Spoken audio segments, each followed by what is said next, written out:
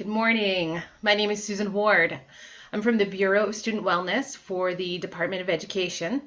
As we all know, we are living a very different life than we were just a few weeks ago due to the COVID-19. So our children are home remote learning. We may be home working remotely and also helping our children navigate through their schoolwork at the same time. This is an extremely stressful time for children. Very stressful time for parents and for teachers. So we here at the department want to make sure we're a resource for you in helping you through this. So before I begin, I just want to say a few things. I want to make sure we have an open dialogue in the comment section for people who want to share, who want to ask questions. This is a really great way for you to share information that may or may not work for you. I also want to say this is my first time using Facebook Live, so please forgive me if I'm stumbling on the technology and if I don't know how to close up the video. Interact with me later.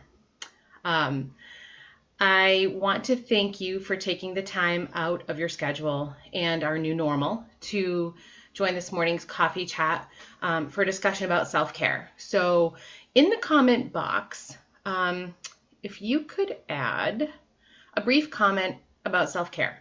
So if you're doing any kind of self-care practice, if your self-care is currently non-existent, you want to just tell me a little bit about the self-care you're doing. So while I'm waiting for people to join and for people to write down some ideas, I just want to talk about how self-care is a phrase we hear a lot. So it's become sort of a buzzword, but let's talk about what it really means. So it's an activity that's done deliberately to care for our physical health, our emotional and mental health. Self-care can improve mood and reduce anxiety, and it can help give us a little bit of a reset. So because it is done deliberately, it needs to be planned. So it should be planned, maybe in a calendar. It's an active choice to make sure you take time aside to care for you.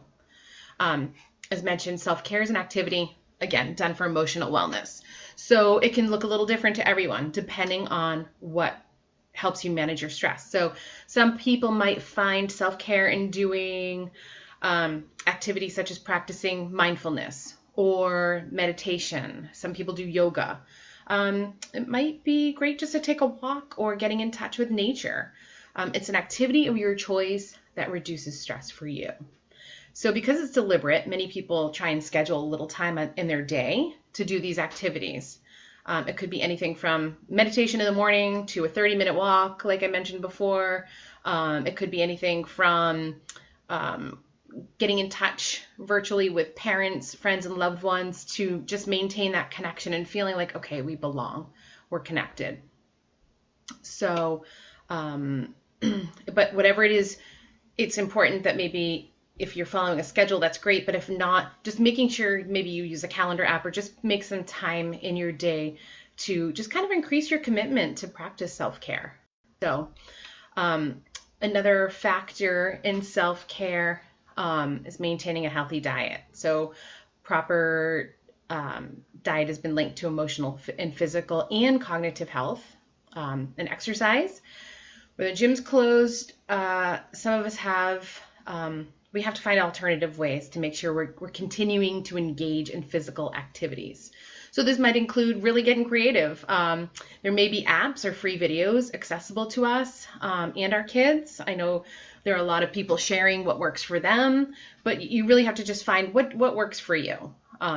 Taking time to be active outside, especially now that it's getting a little warmer, that can be an added boost to your mental health as well. So, and sleep. We all hear it all the time, how important it is to get enough sleep, but restful sleep is really important for good health and can help fight off infections. It can restore energy and create new pathways in the brain. But what we might find now, especially with the stress levels, we might be struggling to sleep. So it might be important to set up a bedtime routine or a ritual that's repeated each night. So it might look like getting things ready for the next day, getting into pajamas, brushing your teeth, reading in bed, and then going to sleep. So your body will start to recognize this pre-bedtime pattern. It'll kind of start to prepare you for sleep. So if you're finding it difficult to fall asleep, you may want to try some meditation, maybe a meditation app, or any other kind of breathing or relaxation techniques that work for you. And you might have to try a few. So I just want to open this up to let you know, you already know this information, right? So we know we should practice self-care. We know, especially now, it's a little more challenging to put it into practice because some of us are juggling a job online, or still having the stress of maybe working outside the home and making sure our children are safe and getting the learning done that they need to get done.